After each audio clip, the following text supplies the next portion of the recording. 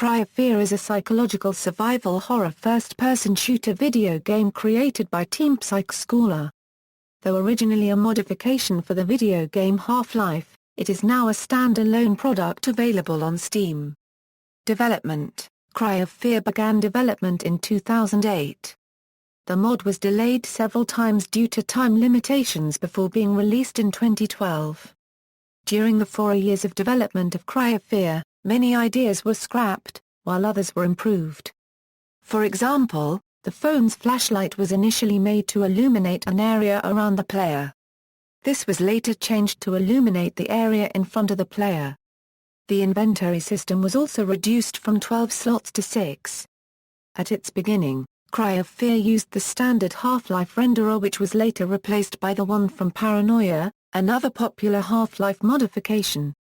Changing the renderer allowed the developers to bypass some limits imposed by traditional renderer and added new engine effects such as texture bump mapping, specular, 3D skyboxes.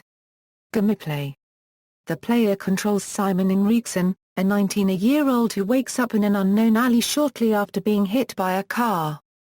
The player must navigate the city solving puzzles and fighting monsters to progress. The game switches between normal gameplay levels representing the city and surrounding areas and nightmare levels, similar to those found in the Silent Hill series of games.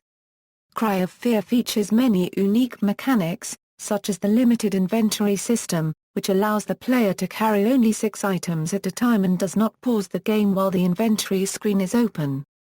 Another unique mechanic is the ability to dual-wield inventory items, allowing the use of 2 weapons at a time, or 1 weapon and a light source. Item combination is also possible from the inventory screen. Health is recovered by the use of morphine syringes, which can blur the player's vision if overused. Stamina is consumed through strenuous actions such as running and jumping, and can be recovered by resting or the use of morphine. Some days before Cry of Fear's anniversary, Valve released a Half-Life update for Linux compatibility, making changes in the folders and engine. This update made several Half-Life mods, including Cry of Fear, incompatible with the base game.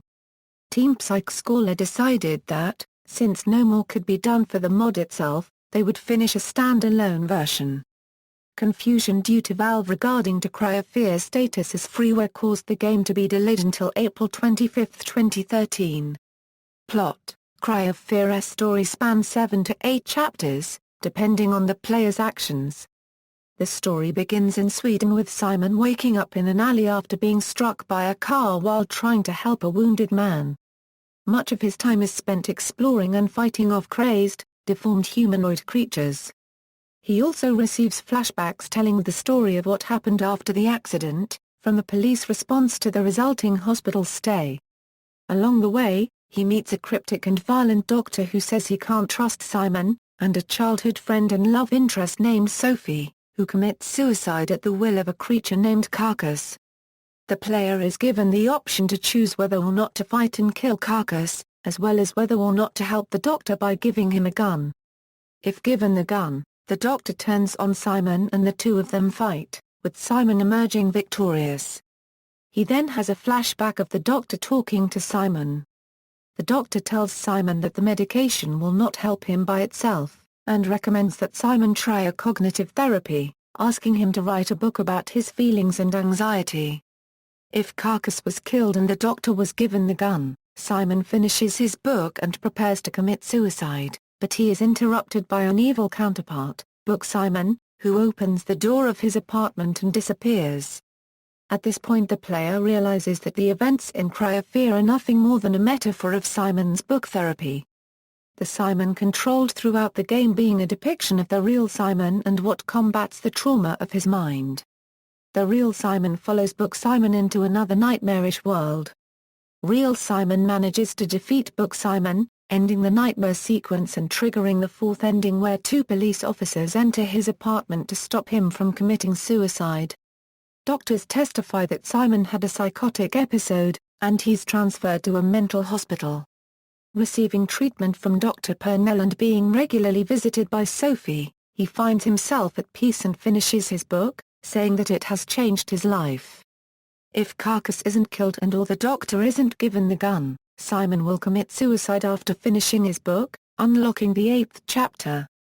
Simon must travel through a different nightmarish world and reach Sig Simon, who is a depiction of the real Simon. After defeating Sig Simon, one of the game's 3 bad endings plays.